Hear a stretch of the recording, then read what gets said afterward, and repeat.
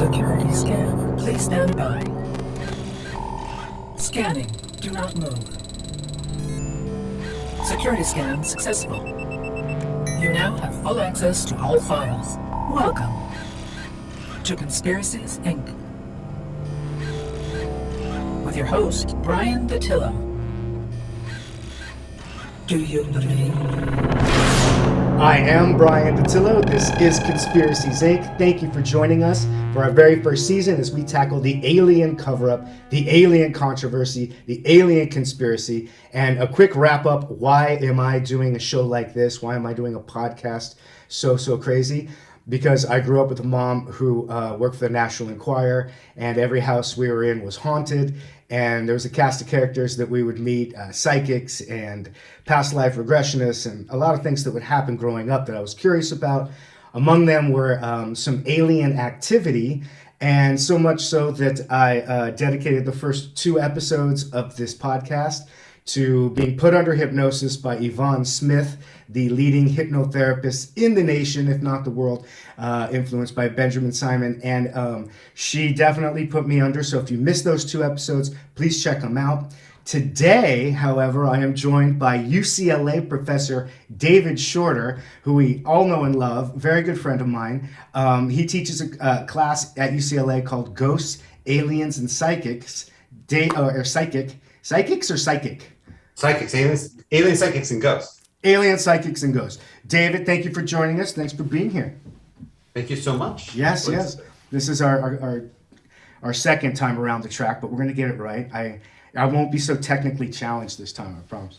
Okay. No, let's do it. Okay, so real quick, right off the bat, I just wanted to ask you, with all the stuff that is coming out lately in the government with Roswell and with Area 51, and in the past year, they said that they told us everything. They said that they showed us all the files they had to show us, but then they started this UFO Task Force. Is there anything you can tell us that you know about why the UFO Task Force was developed, what they might do? Is this another way of distracting us from past maybe lack of secrecy on their part, or lack of honesty, or lack of closure? Do you think that that has anything to do with what's going on now with the UFO Task Force? I don't actually think that they're looking backwards with the task force. The task force was created after a few months of wrangling for funding, and it was based on the June preliminary assessment from the director of the National Intelligence. And when the June report came out from the National Intelligence, that stated that they had 21 cases of unidentifiable, and I think they really do mean that. They have no idea where it could be from, of aerial phenomena. That's particularly in missile sites, and the assessment says that we're particularly concerned with missile sites and areas of government research. And it's essentially in enabling the Department of Defense to prepare for action based on a study, and this is funding the study. So the task force is going to, you might want to say, turn what is the historical study, Project Blue Book, into an active. You might want to say it's a reenactment, a realigning of that Blue Book stage. And the way that they framed it when the task force was announced was that this was to protect the pilots, the planes, the passengers that might be in our airspace, which is a bit, you might want to say, ridiculous, because if someone's visited us from a different galaxy or a different dimension, clearly their technology would not have it so that they're running into our little Cessna planes over our airport. So there was a little bit, when you read these government reports, there's a little bit, okay, I can see why you're saying this, but it's clearly to cover up for something else. I think it's a pretty positive sign, as opposed to something like Space Force, which I think is somewhat ridiculous. The task force on actual UFO or unidentified aerial phenomena is actually kind of, in my opinion, a bit positive, because it's a baby step towards some of the disclosure that we see in other countries or nation states. So I think it's a good thing. I think a little of how it's framing itself is that it's for our own good, but it's absolutely not. It's for national security, I'm sure. Okay, but the Space Force you think is somewhat ridiculous in regards to preparing us for maybe a intergalactic Federation type setup? Maybe preparing. Yeah, I guess in some ways I don't have a very high regard for us waging any sort of defense and or aggressive battle with extraterrestrial technologically advanced, and that's an assumption that they'd be Right. technologically advanced. I just published an article 2 weeks ago in a peer-reviewed journal that's all about the search for extraterrestrial intelligence and how our assumption that they're going to be technologically advanced is really problematic, because no society is advanced in one thing versus other things. Or it doesn't make it an advanced society just because it has great technology. They could have great technology and not even know how to keep a 4/4 rhythm. You don't know what makes something advanced. But you have to assume that if they're either transferring dimensions or going through galaxies, that they're not going to be much of a competition, that the US government's not going to be much of a competition defense-wise. So the US Space Force, I think, was a bit of a, like almost everything else that I imagine from the Trump era, which is regardless of whether it's politically wise or not, I bet there's an economic reason to it that's Right. almost always undergirding it. Okay. Okay. Moving on, I guess, what can you tell us regarding your class at UCLA? What are some of the concepts that you guys go over there? Is there anything you could tell us about, I don't know, anything that you're covering lately that's a bit different than you have because of what's going on lately? Yeah. Because you are one of the very few professors to tackle the subject on a college level. So, I mean, that in itself, I think, is amazing and worth mentioning and honorable. And I think there's got to be more of you. But what is it about your class that you think makes it interesting to take? Okay, well, yeah, I want to say first of all that I do think I'm one of the few. Jeffrey Kripal, Susan Love-Selder, these other faculty in the U.S.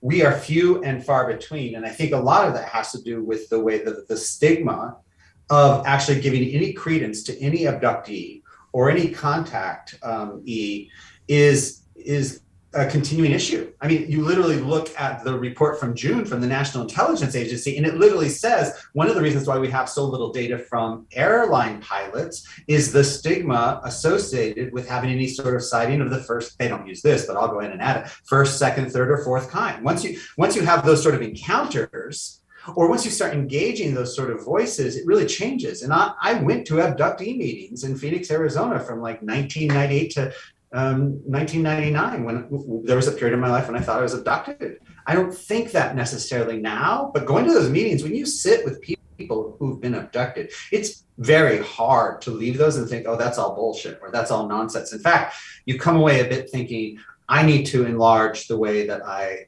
think about what's possible in the world.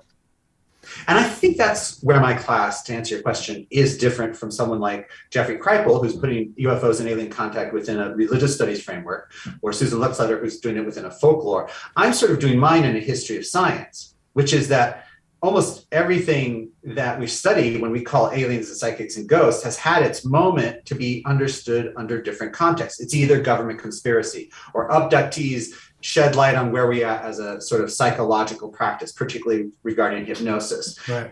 There's all these sort of race, class, and gender readings you can give to UFOs and aliens. But for me, I go through each one of these as a professor as a means to ask a larger question of how, instead of it being paranormal, it's actually perinormal, which is it's just before it becomes normal, it seems wrong. Remember, the world was flat, Earth was flat, right? Right.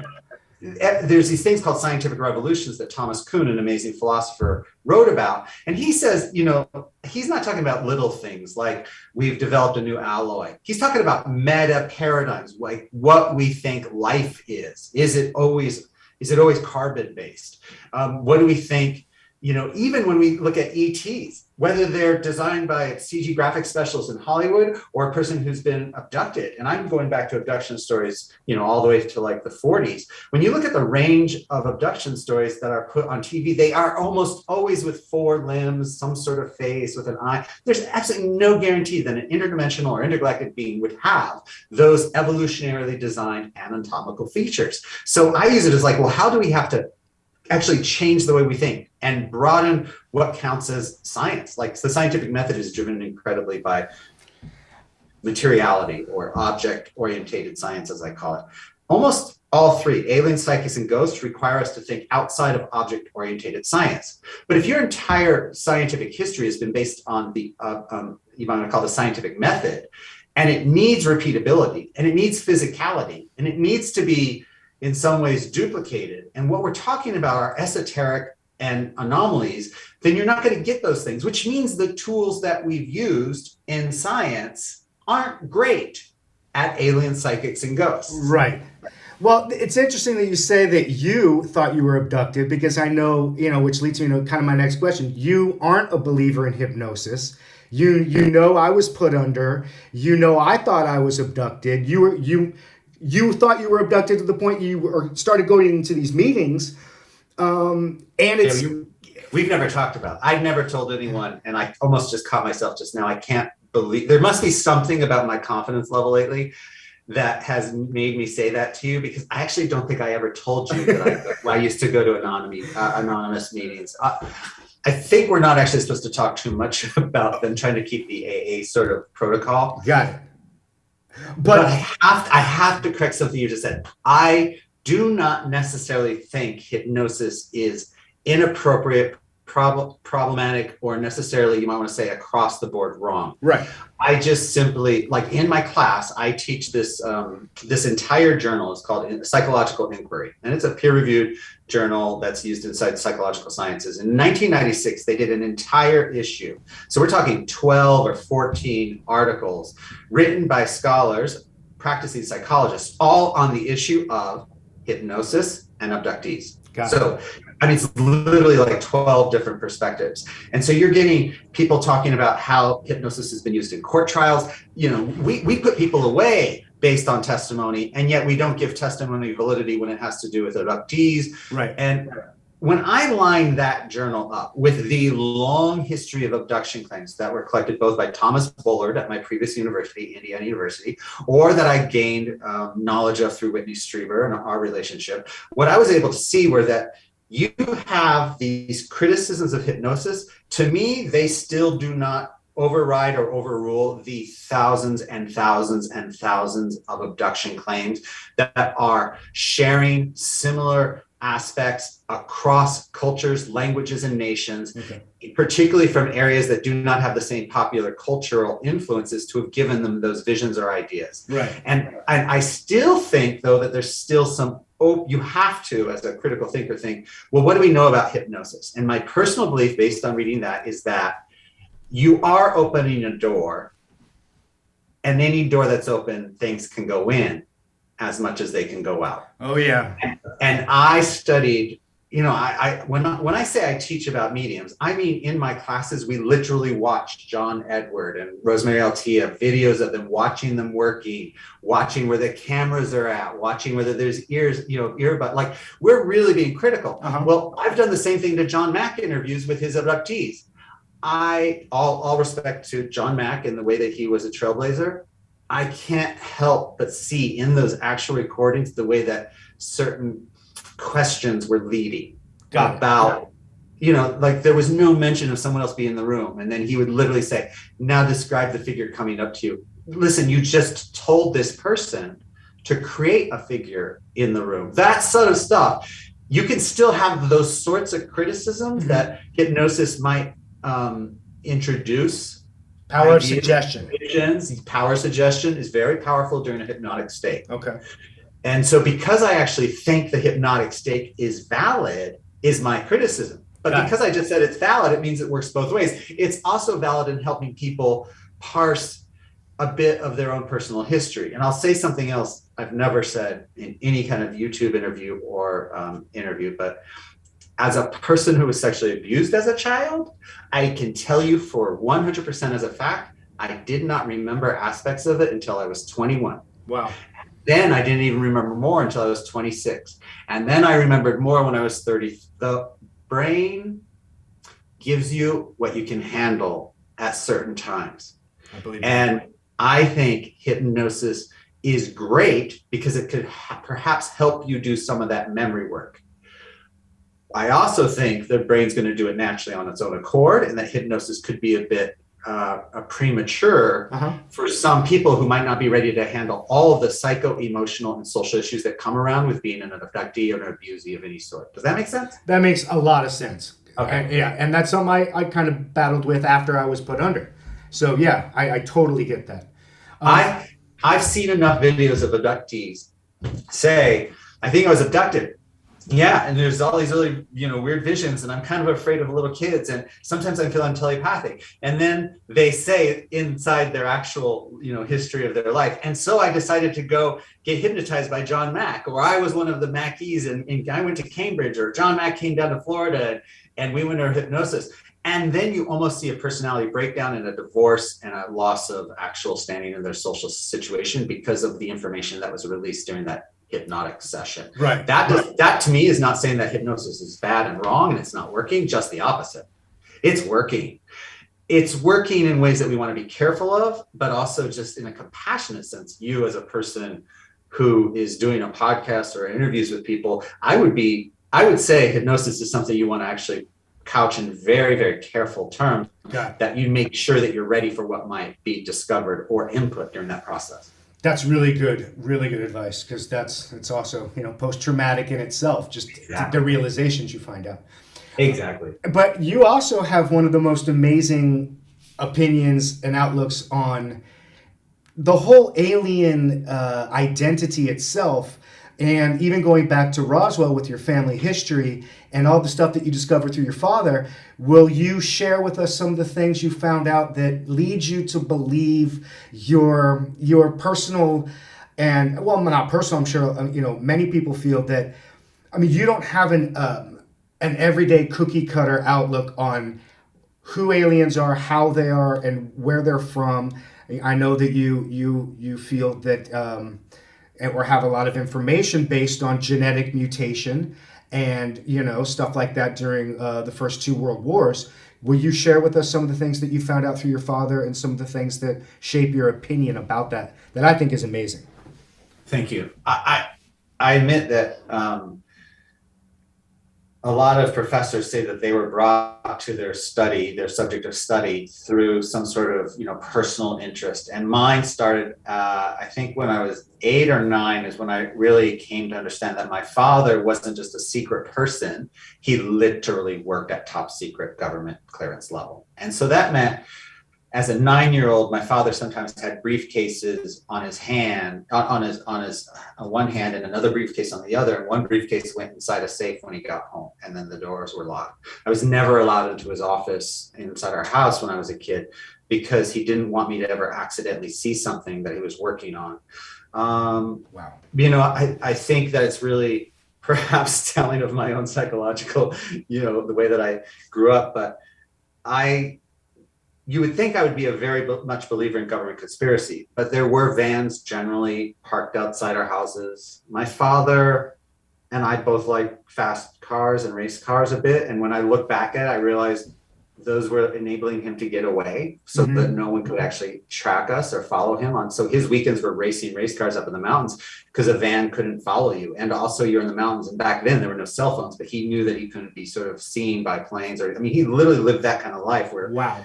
Something really made him feel scared. Yeah. Now I'm going to jump to the end. He's died of prostate cancer a few years ago. And before he died, when he knew he was dying, he enabled me to record him and ask him questions. So I have hours of tape now that are digitized, and I'm working through them for various projects, media projects. So because of that, you would understand this. I can't tell you, the 12 things that I know, because we got to watch out in terms of what it means for someone who's passed away, who had top secret clearance, to now come forward with those things puts me in danger, and perhaps his wife. I totally understand. Yeah.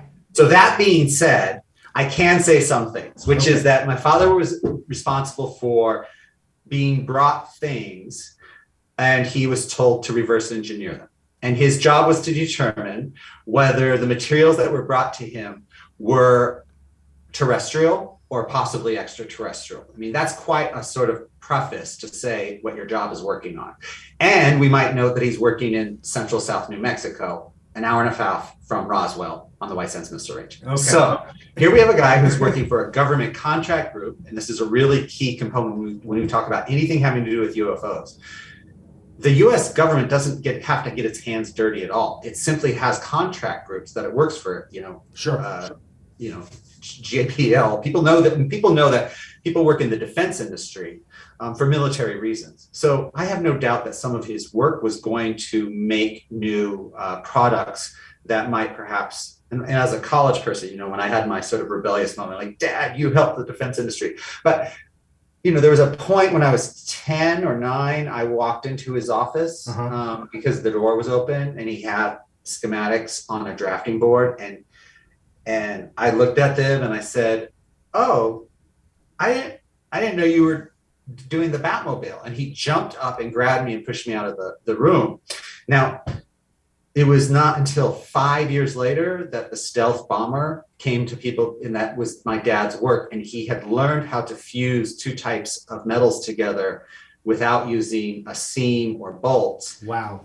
Based on something that they had found in the desert of New Mexico that enabled them to duplicate that technology. Okay. So you put all those pieces together, and the quickest way to say it is that my father seemed to be doing reverse engineering for a government contract group in New Mexico tasked with better understanding debris from crash sites.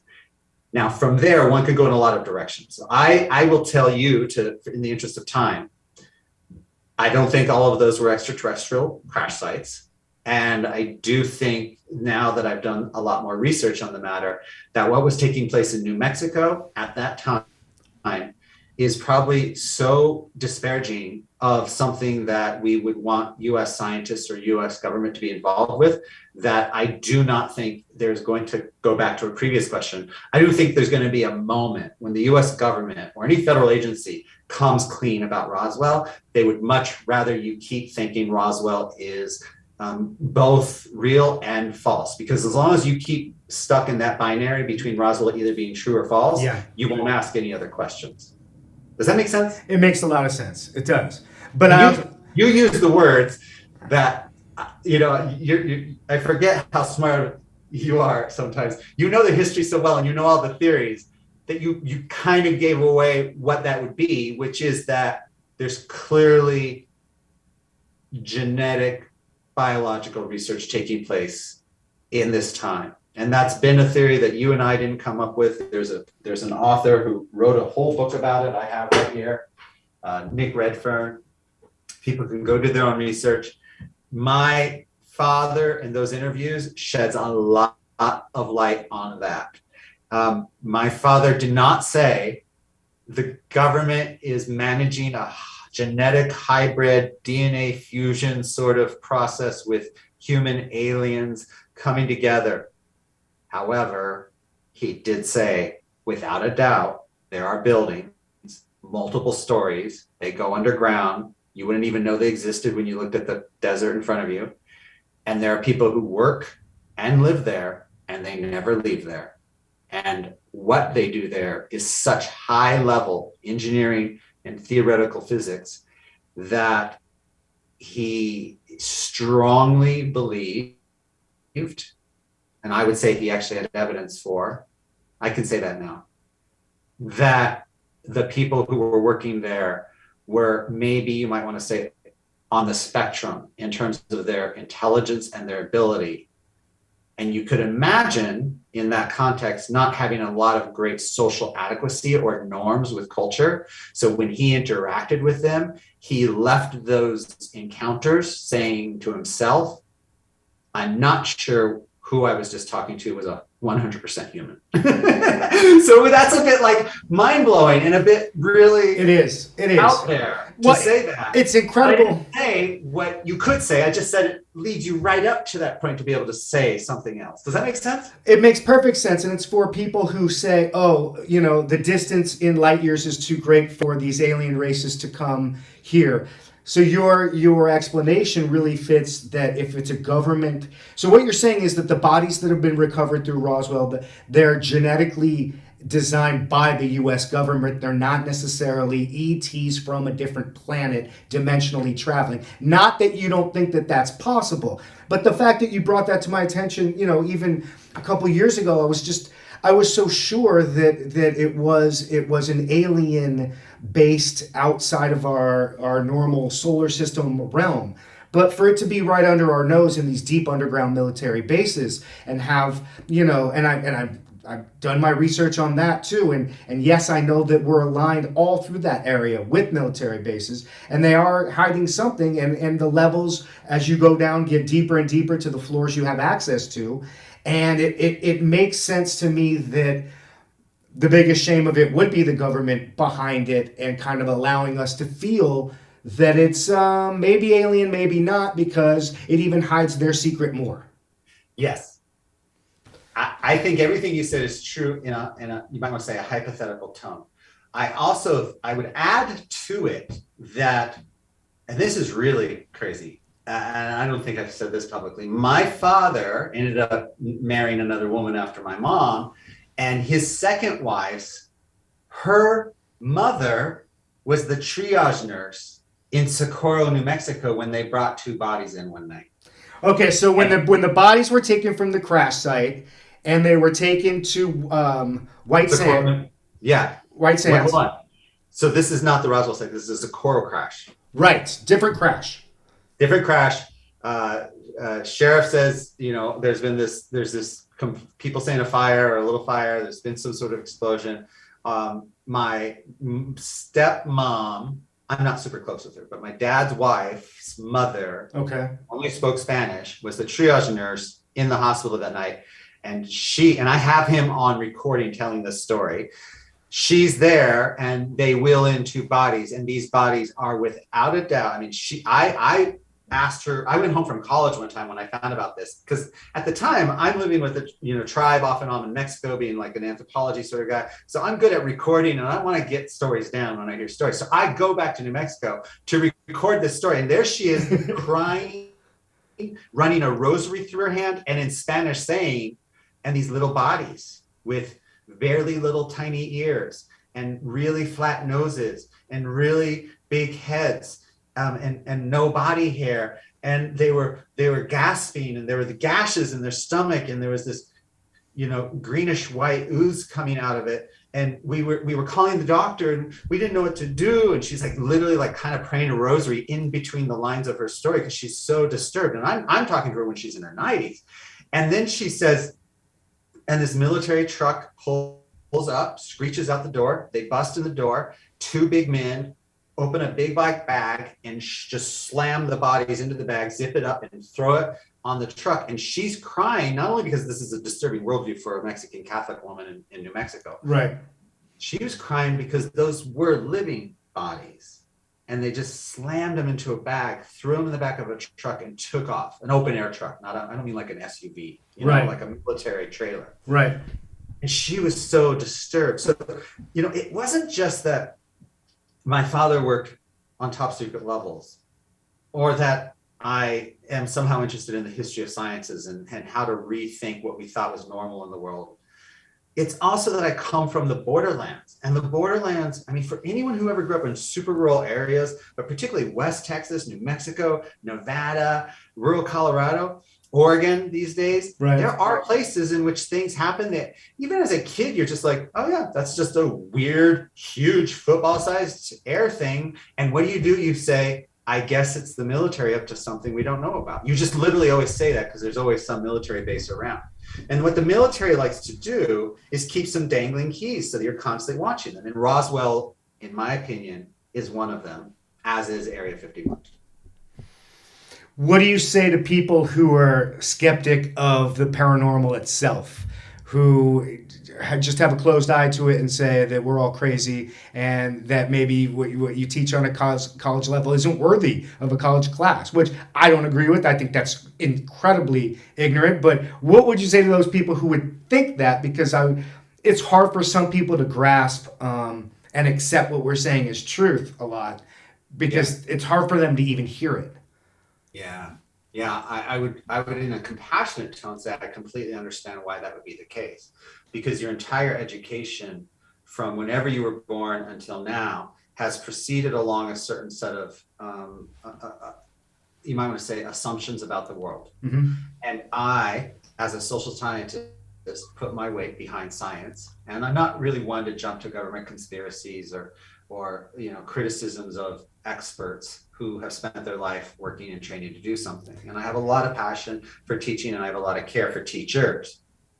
But in 1980, if you're taking a biology class, you're getting a certain ideology. I mean, I was in biology, which is a hard science, in high school, and I was, told that, HIV is for sick individuals who have a mental problem, right? I mean, that's what thinking is at a certain time, and yet it's being given under the form of science. Well, I love science, but I also want science to change. And those things you think are absolutely not real in the world, we have to keep in mind you're coming from a whole era, we're talking hundreds and hundreds, if not thousands of years.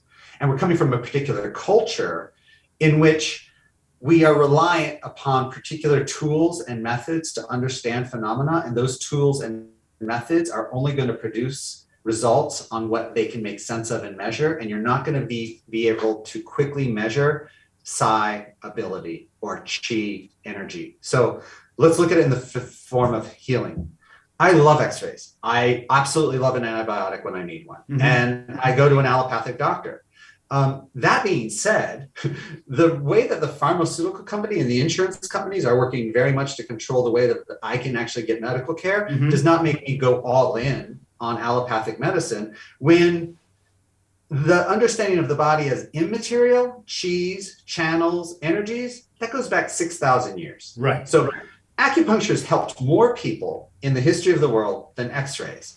I'm not saying one is right or wrong. We need to bring them together. And that's my view of the paranormal. Let's put more on the table rather than pushing things off the table and say that's not understandable. I actually think the university needs to have more classes on these issues, because I can tell you from firsthand experience, the things we talk about there are so far reaching. Biology students love the class. Astrophysicists love my class.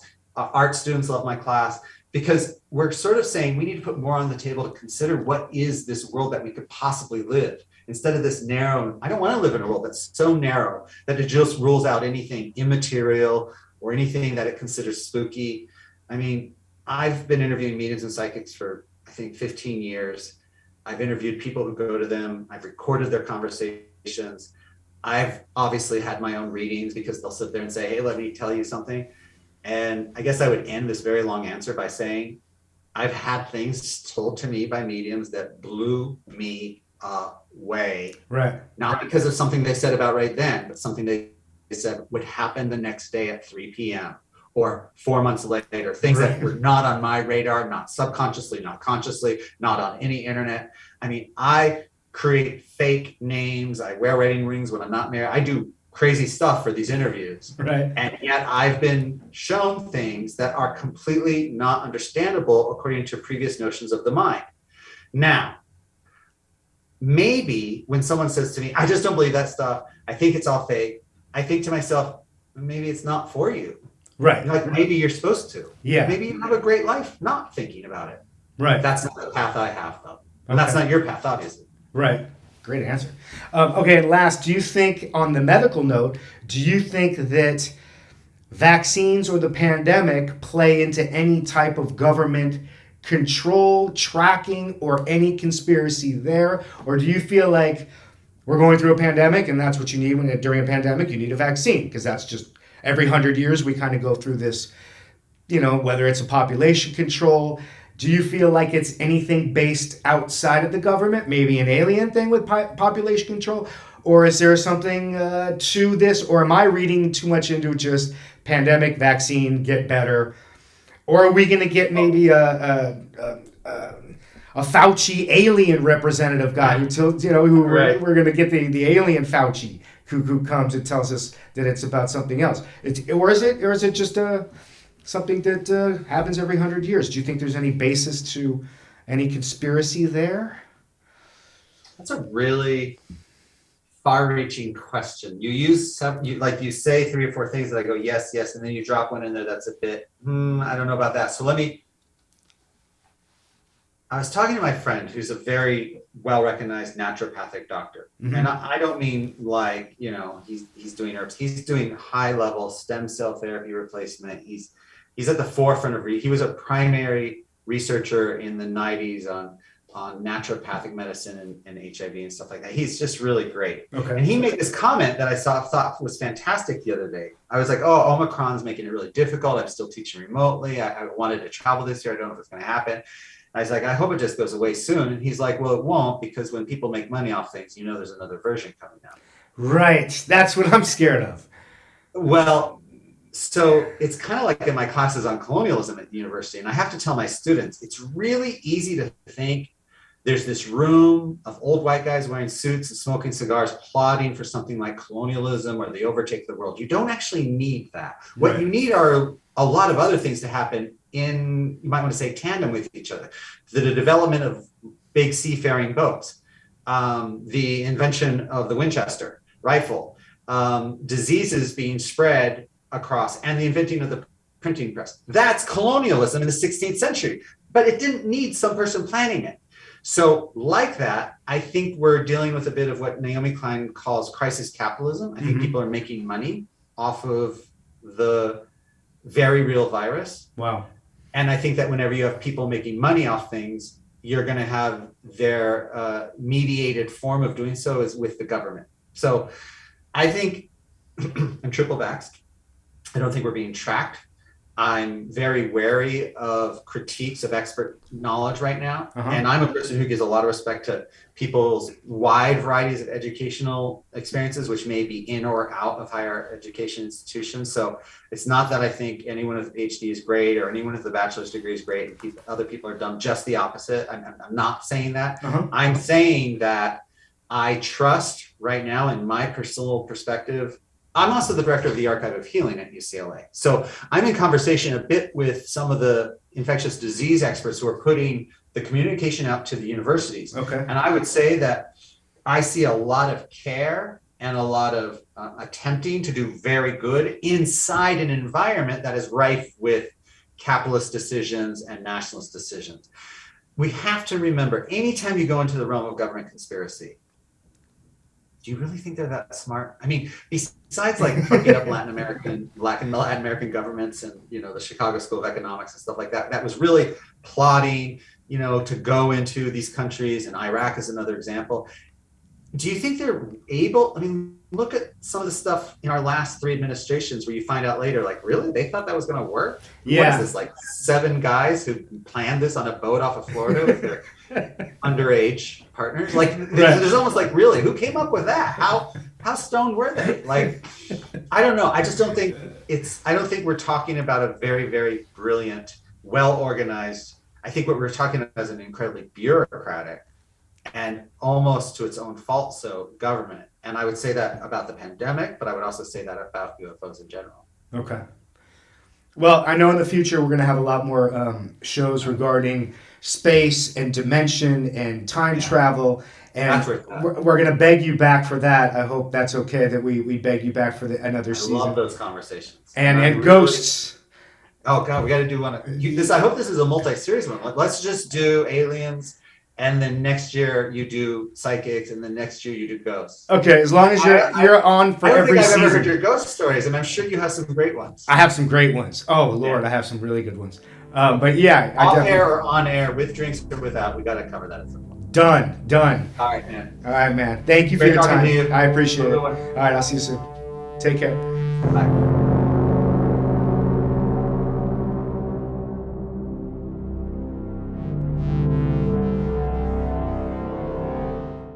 Find us on Apple Podcasts, Spotify, YouTube, or wherever you find your podcasts. And all of our social media accounts are on Linktree. If there's anyone you'd like us to book or any questions you'd like answered, go to our website at conspiraciesinc.podcast.com.